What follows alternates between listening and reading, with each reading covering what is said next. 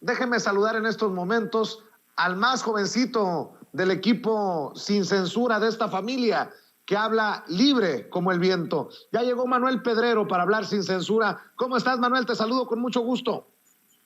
Hola Vicente, yo también te saludo con todo el gusto del mundo en este 15 miércoles, martes 15 de febrero, ya queriendo ser miércoles, martes 15 de febrero del año 2022. Interesante lo que está pasando en el acontecer nacional, una muy dura mañanera ya regresando a Sin Censura, teníamos que darnos un pequeño tiempecito para reflexionar y creo que he llegado a una conclusión interesante sobre este tema de Carlos Loret de Mola y el presidente de la República, pero sin duda el placer más grande pues es estar contigo, querido amigo, y con toda la producción y la audiencia de Sin Censura. A tus órdenes. Claro que sí, Manuel. ¿A qué conclusión has llegado? ¿A qué te refieres? Claro, todo radica pues justamente el viernes de la semana pasada cuando pues se revela justamente en estos pasajes de la conferencia mañanera allá en Sonora, conferencia en la cual tú estuviste y en la que incluso tuvimos la oportunidad de platicar en Sin Máscaras sobre la situación de si era moralmente correcto que el presidente López Obrador revelara la información de Carlos Loret de Mola, y se abre un debate.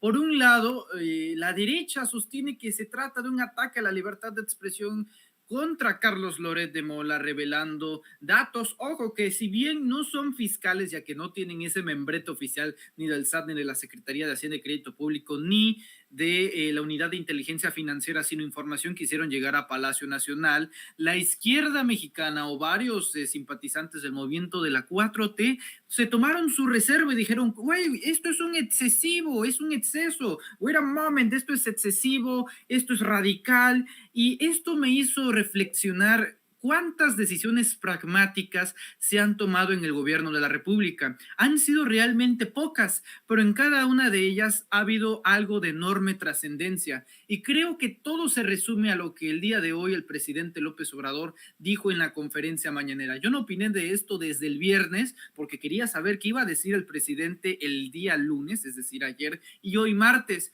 Y hoy es la declaración que estaba buscando para saber en qué se encontraba. Y he llegado a la conclusión, mi querido amigo, que hoy no vimos al presidente López Obrador, hoy no vimos a un presidente en la mañanera, hoy vimos a un padre de familia, hoy vimos a un hombre de familia, y eso es algo que suele olvidarse con nosotros como ciudadanos y en todas partes del mundo.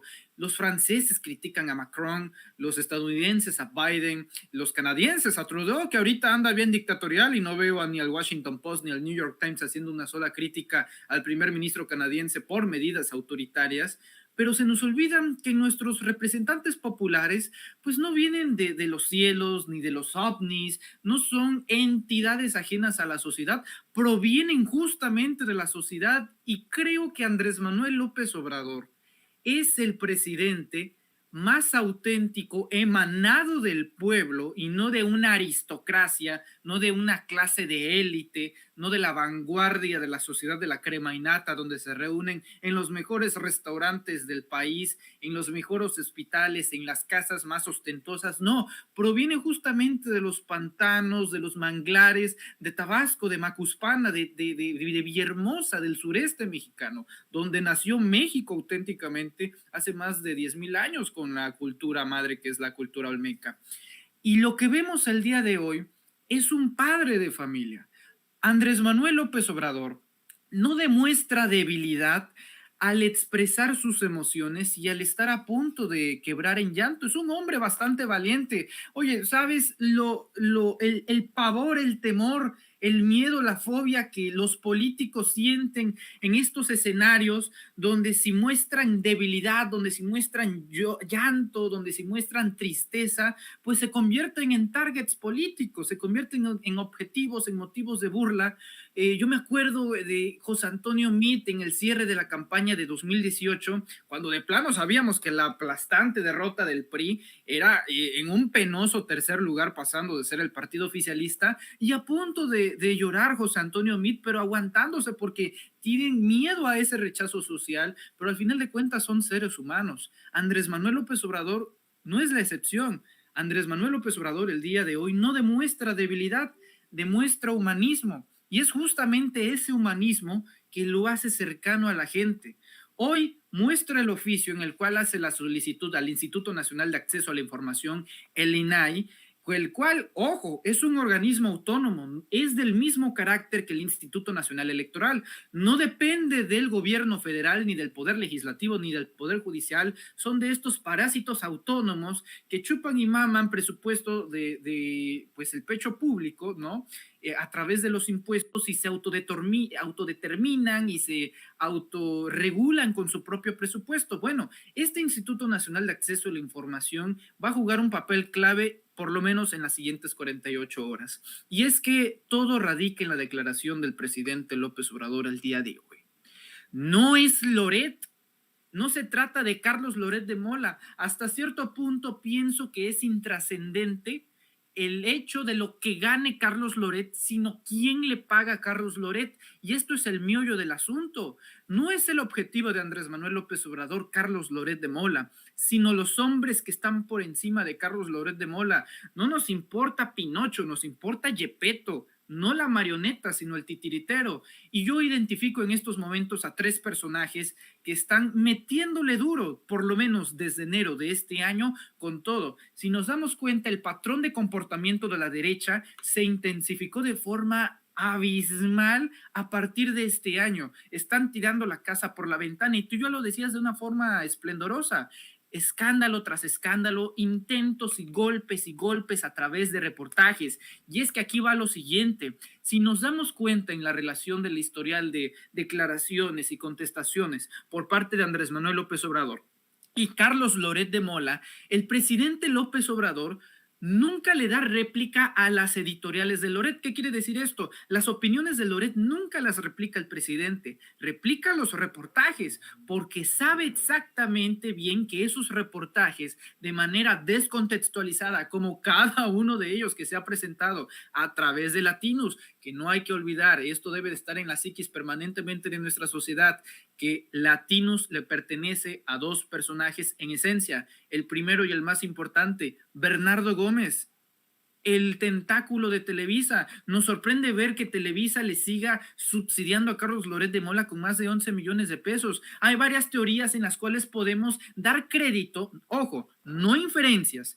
teorías en las que podemos plantear cómo es que Televisa sigue pagando a Carlos Loret de Mola, y sabemos de muy buenas fuentes que es justamente el enlace Bernardo Gómez que financia a Carlos Loret de Mola. ¿Cómo sustentamos esto? Bueno, la estancia en Televisa de Carlos Loret de Mola ya era exhaustiva, era insostenible, y a solicitud del propio Bernardo Gómez es quien le pide a Loret de Mola que se salga de Televisa por lo menos en este sexenio. Así que para 2024, que no se nos haga extraño que una vez terminando la presidencia de la República, Andrés Manuel López Obrador, Loret eventualmente haga un regreso a Televisa, a San Ángel. Es muy probable, y todo acredita así, ya que la relación de Bernardo Gómez con todos estos periodistas, el poder que contiene este alto ejecutivo de Televisa, que era justamente al que se refería Andrés Manuel López Obrador cuando le dijo, pues ¿sabes cómo vemos a Loret? Bueno, hay varias versiones, tú diste una que era el gato que nos hace nuestro trabajo sucio,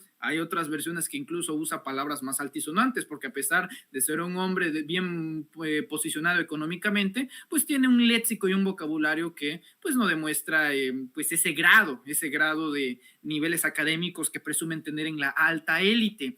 ¿Es Bernardo Gómez?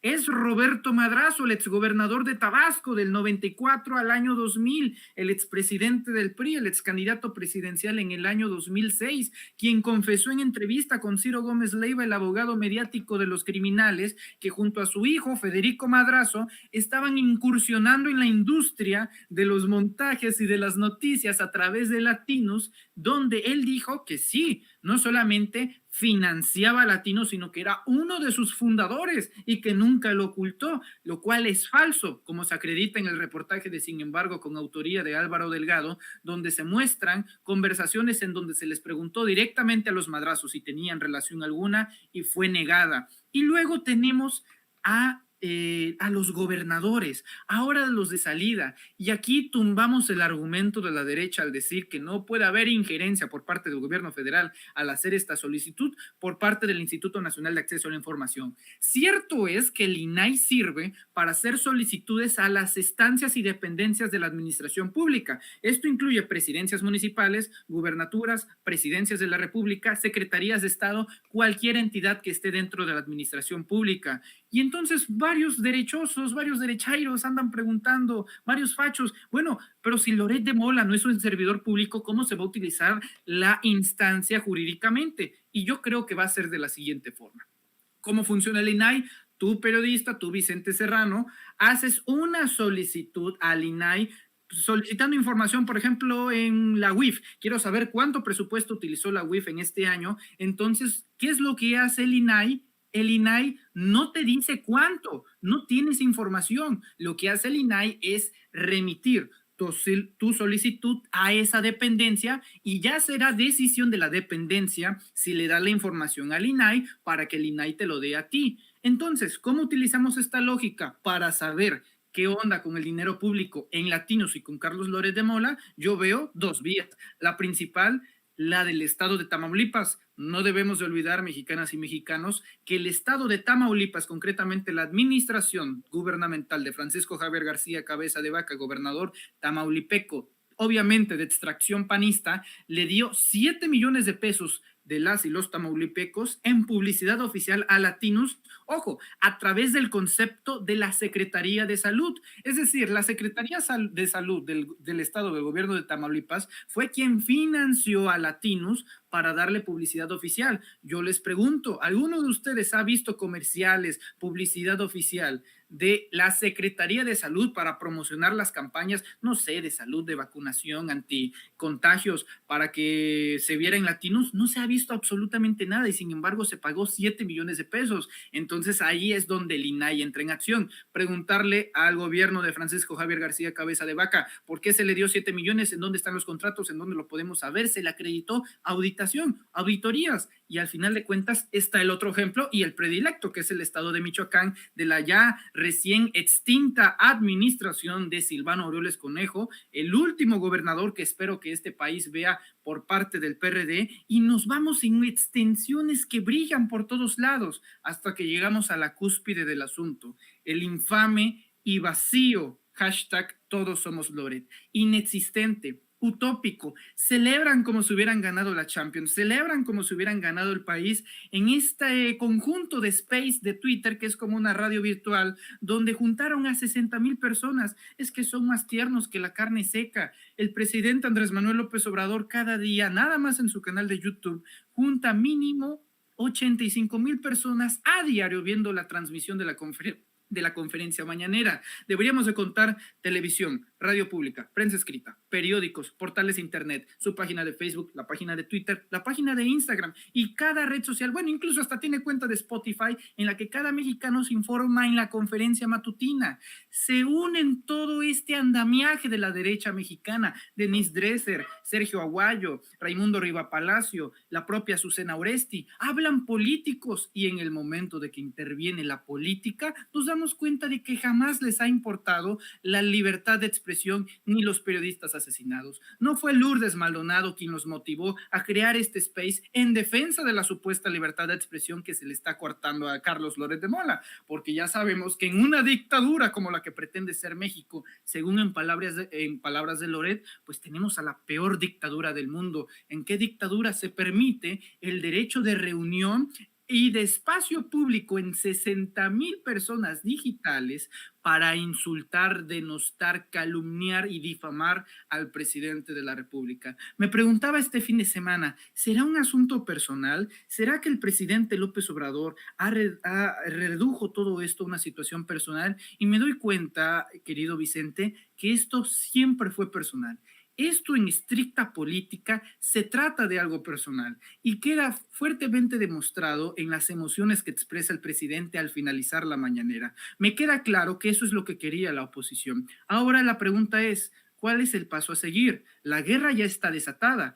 van a seguir sacando reportajes, van a seguir descontextualizando la información, van a seguir tergiversando los datos, van a seguir mintiendo y difamando al gobierno de Andrés Manuel López Obrador, porque han encontrado el lugar donde le duele especialmente, no porque sea presidente, sino porque es padre de familia. Y estoy seguro que cualquier padre o madre que nos esté viendo en este momento lo entiende a la perfección. Si pretendían que mostrar al presidente en una faceta de emociones iba a retirar el apoyo de la ciudadanía a Andrés Manuel López Obrador, temo decirles que causaron el efecto contrario. El respaldo ha crecido de forma exponencial y yo estoy ansioso por ver las próximas encuestas, ya que toda este andamiaje, esta operación de la derecha, me queda claro que se trata de la revocación de mandato. ¿Cuál es la jugada? No pretenden participar, pero los que pretenden participar tratan de disminuir la participación ciudadana. Los que quieren votar, ellos pretenden que no salgan a votar.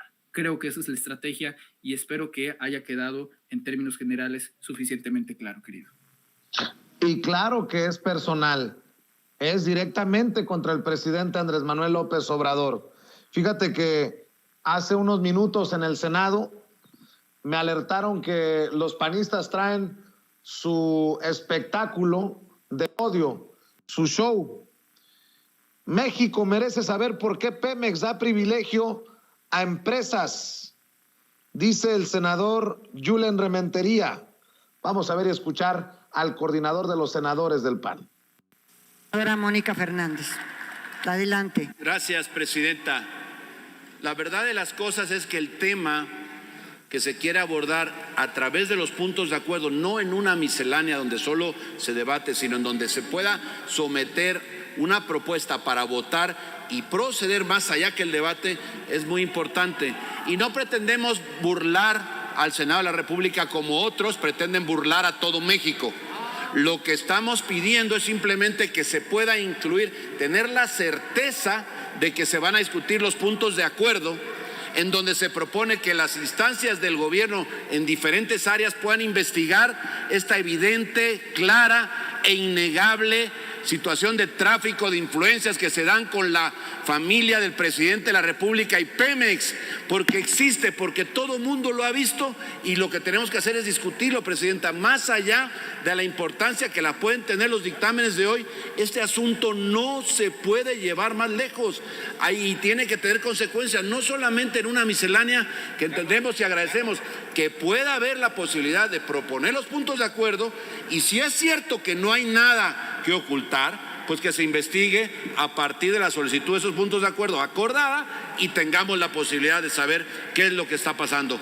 México merece saber por qué en Pemex está sucediendo esta situación donde se da privilegio a empresas que luego ayudan a la familia del presidente.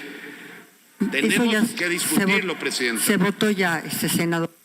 Bueno, esta es la postura del coordinador de los senadores del PAN, Julen Rementería. ¿Por qué Pemex está privilegiando a empresas que después apoyan a la familia del presidente? Bueno, pues en ese mismo tenor, Kenia López Rabadán, la senadora del PAN, acaba de decir, entre otras cosas, que la familia del presidente tiene privilegios, pero es una politiquería grosera. No muestran pruebas. Es más, la nuera del presidente, la esposa de José Ramón López Velarde, panistas, entendió el que entendió, ha dicho que tiene todas las pruebas y que se entregará todo lo que tengan a las autoridades correspondientes para la investigación pertinente. Esto es lo que dice en el show en el que han convertido el Senado de la República las senadoras como Kenia López Rabadán del PAN. Llevamos 19 días desde que Carlos Loret de Mola, Latinos y Mexicanos contra la Corrupción hicieron visible lo que pasa en este gobierno y en este país. 19 días, presidenta, y no se ha podido abordar desde este Senado de la República uno de los tantos puntos de acuerdo que hay. Por supuesto que ustedes van a seguir haciendo maromas para que este tema no se toque, pero México ya sabe que la corrupción en este gobierno empieza con la familia del presidente. Exigimos que haya sensatez en el Pleno del Senado de la República y que el primer punto de hoy sea la corrupción de la familia de López Obrador. Hacerlo distinto sería una vergüenza para este Senado de la República. Les toca a ustedes, que tienen mayoría, la posibilidad de que este tema se debata y se discuta. No traten de tapar el sol con un dedo. Hay una corrupción que lastima a los mexicanos, que violenta el Estado de Derecho. Urge que este tema se aborde en el Senado de la República. 19 días y el Senado ha estado callado. No pueden ocultar la verdad. La verdad es que la familia del presidente tiene privilegios por ser el gobierno en este momento, y dijeron que iban a ser distintos. Ustedes tienen su casa gris y no son capaces de abordar este tema. Les solicitamos que tengan altura de miras y debatamos en este momento sobre la mansión, la alberca y los privilegios que tiene la familia presidencial. Gracias. La mesa directiva... Bueno, hay que decir que se puso tensa la situación nuevamente. Berta Carabeo, la senadora de Morena, Berta Carabeo pide que se retiren los senadores de la tribuna. Y le digo, va empezando el merequetengue y la cosa va para largo y la cosa se va a poner color de hormiga. Esto es lo que dijo la senadora de Morena, Berta Carabeo.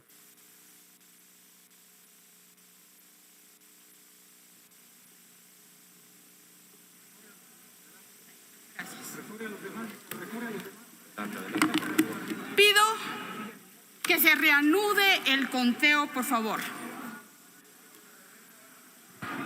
Con su venia, presidenta, Lorenzo Córdoba es un cobarde. El día 8 de febrero, en el foro Reforma Política,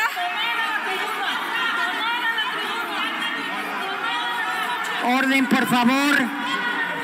Atención a la que tiene el uso de la palabra.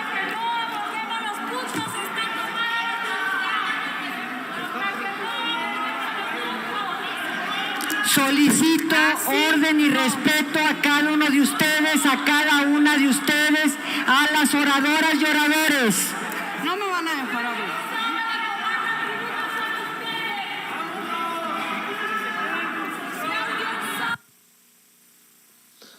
Bueno, pues mi querido Manuel Pedrero, quería mostrar cómo están las cosas en el Senado.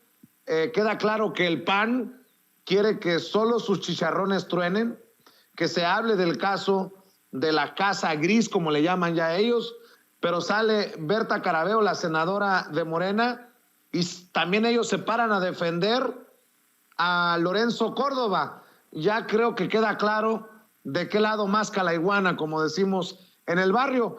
Y como plantea las cosas Kenia López Rabadán, 19 días desde que Loret de Mola nos dejó ver la verdad, la realidad, pues me queda claro que están a solo unos instantes de comparar a Loret de Mola con Julian Assange o comparar a Loret de Mola con Ricardo Flores Magón. Falta que Enrique Krause salga a dar su postura. Entendió el que entendió, querido Manuel Pedrero. Sí, a nada de compararlo con Twain. Estoy viendo las imágenes en la pantalla, son de verdad, wow, decepcionantes, porque se trata del poder legislativo. La Cámara de Senadores es la Cámara Alta, es el corazón prácticamente del poder legislativo, y da vergüenza ver a senadores de oposición hacer este merequetengue, pero al mismo tiempo lo entiendo. Estamos en estos momentos en una guerra, pero no es una guerra bélica, no es una guerra justamente que involucre violencia, sino la violencia verbal y la violencia de la guerra de las narrativas. Estamos justo en medio de la guerra de las narrativas. Tenemos ya una polarización, ojo, no en la ciudadanía, no en la sociedad, sino en la política. Me queda claro que hay una polarización en los sentidos políticos y ya no hay lugar para los moderados. Así tiene que ser la transformación. Y que nadie se asuste. Esto lo hemos visto en la revolución, lo hemos visto en la reforma y lo vimos en la independencia. Se polariza en momentos de transformación hacia dos bandos. Yo identifico a dos: los mexicanos, ¿no?, que defienden este proyecto alternativo de nación, y los apátridas, que quieren volver al sistema ya arcaico, ya lleno de vejestorios y de anquilosados políticos y de ideas políticas neoliberales, donde sean los privilegiados los que se encuentren en el centro de la cúpula oligárquica. Entonces, cualquiera que plantee esto va a ser determinado como comunista, y cualquiera que plantee lo contrario va a ser planteado como neoliberal. Estamos en la polarización de la clase política, y este enfrentamiento verbal que estamos viendo aquí en pantalla, yo te diría que hasta cierto punto es natural, ya que las circunstancias del momento así lo amerita, pero también confío en que esto debe de ser pasajero. Nada más que hay que jugar esto de forma apropiada, hay que jugarlo con sabiduría, con cabeza, no con el corazón caliente. ¿Y cómo encontramos ese método para apaciguar las aguas de un terreno que estamos dominando? ¿Por qué? Porque somos poder. Ahorita la ciudadanía está empoderada a través de Andrés Manuel López Obrador. Muy sencillo, exigiéndole a nuestros embajadores diplomáticos, a nuestros embajadores políticos, que son nuestros diputados y senadores, que se pongan las pilas. Ya es decepcionante ver a políticos, a senadores, a diputados tratar de atenuar las declaraciones, tratar de quedar bien con todo el mundo. Aquí no tienes que quedar bien con todo el mundo, porque tenemos a 500 diputados que por lo menos 2/3 partes de ellos lo que quieren es progresar en su carrera política y dejar a un lado el proyecto alternativo de nación que ahora compete junto a Andrés Manuel López Obrador. Vemos a una camada de personajes que están dispuestos a progresar y a pensar en vez de 2022, en 2024 o en 2030, para preservar relaciones y no pelearse con futuras relaciones en las cuales los pueden coadyuvar a escalar en esta pirámide monstruosa que es la política. No tienen que quedar bien con todo el mundo, tienen que quedar bien primero con sus electores, ya que son ellos a los que se deben.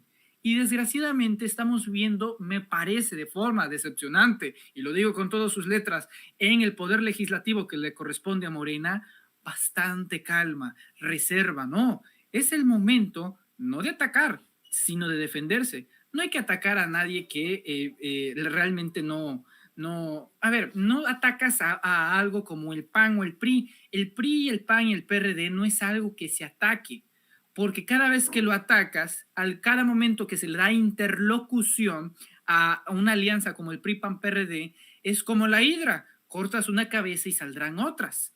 Aquí lo que hay que corresponder es a la defensa, al respaldo, no atacar, sino defenderse, responder de forma pertinente. Alguien decía por ahí, bueno, es que incluso esa es la línea de seguimiento que ha dado el presidente López Obrador, monopolizando el micrófono de los debates y dejando que los secretarios de Estado no sean los que respondan. ¿Y eso qué? No necesitas autorización del presidente de la República para defender un proyecto de nación, porque ellos se han acostumbrado, y lo digo con mucha pena, a que si no lo dice el presidente, entonces no lo digo yo. No tienen que esperar absolutamente nada. Falta un poco de valentía, por no decir rebeldía, para defender un proyecto de nación y defender la narrativa. Hay que recordar, quien controla la narrativa, controla todo el país. Eso lo aprendió bastante bien el PRI, bueno, en esos momentos PNR, de Álvaro Obregón, ¿no? Creando las primeras instituciones en este país, creando la Secretaría de Educación Pública. Entonces se dio cuenta que quien controlaba y escribía la historia tenía la oportunidad de que las nuevas generaciones decidieran quién eran los buenos y quién eran los malos. Ahorita ellos están tirando la casa por la ventana para convencer a la ciudadanía de hoy, no que el presidente López Obrador es corrupto, sino que son iguales a que los anteriores, no que sean peores, sino de que sean lo mismo, y eso es igual de dañino que pensar que son peores. buscan rebajar a Andrés Manuel López Obrador, porque ese es el objetivo principal, no los secretarios de Estado, no sus senadores, buscan rebajar a Andrés Manuel López Obrador y posicionarlo como si fuesen lo mismo que los anteriores expresidentes. Esa es la antinarrativa que se debe de combatir, defendiendo la que ya está posicionada, de que se vive un tiempo de transformación, y el precepto más grande con el que abrió la campaña del presidente desde 2006, no somos iguales, pero desgraciadamente, Vicente, estamos lejos de que nuestros representantes populares entienden ese dogma, y lejos de eso hay que exigirles, presionarlos, y que sepan que si no se ve respaldo de ellos al presidente, no se va a ver respaldo de nosotros a ellos cuando llegue el momento de que pidan el voto. Mi querido Manuel Pedrero, como siempre es un placer. ¿Por qué no cerramos invitando a la gente a tus esfuerzos en YouTube, a tus esfuerzos en Twitter, a tus esfuerzos en Facebook, tus diferentes trincheras, Manuel?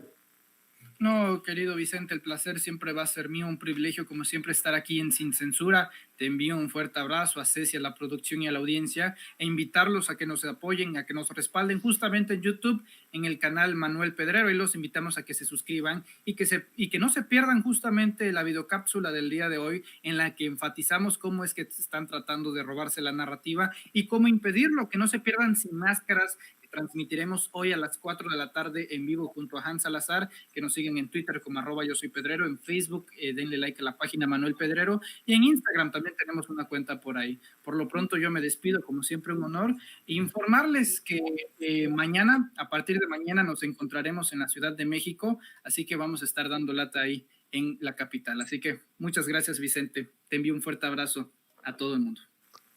Muchas gracias, mi querido Manuel. Un abrazo también para ti, el compañero, el amigo, el miembro de esta familia Sin Censura, Manuel Pedrero, hablando sin pelos en la lengua. Déjeme